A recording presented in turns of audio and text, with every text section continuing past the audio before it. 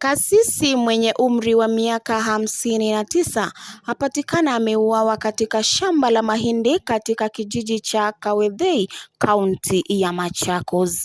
Polisi wanafuata baadhi ya masimamo ili kubaini nia ya mauaji hayo, kwani hakuna chochote kilichoibiwa kutoka kwa mwanaume huyo. Jiwe lililokuwa na damu lilipatikana karibu na mwili huo. Kulingana na mpwa wa marehemu, alikuwa saa 1 jioni siku ya Jumatatu alipomletea chakula chake cha jioni.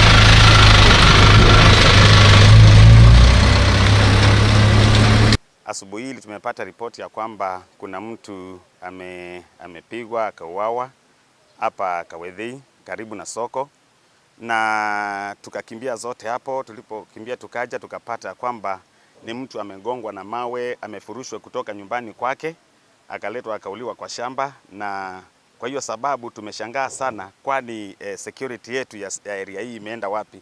Kwa sababu huyu mtu tunayemzungumzia siku ya leo ni pastor wa kanisa wa AICC Mukunike, na hakuwa na lawama na mtu, lakini tunashangaa inaonekana ni kitendo ambacho kilikuwa kimepangwa, kwa sababu hata simu zake zote zilikuwa kwa mfuko.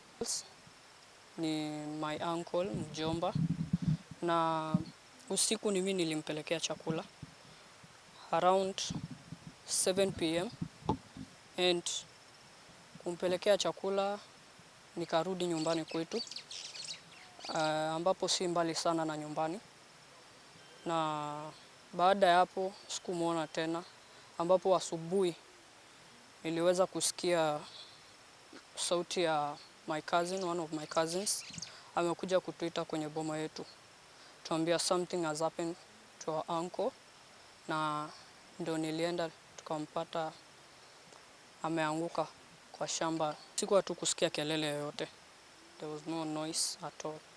And less than 400 meters from the police post, mtu Pastor James Kituko wa AC Macedonia aliuawa kinyama vibaya sana.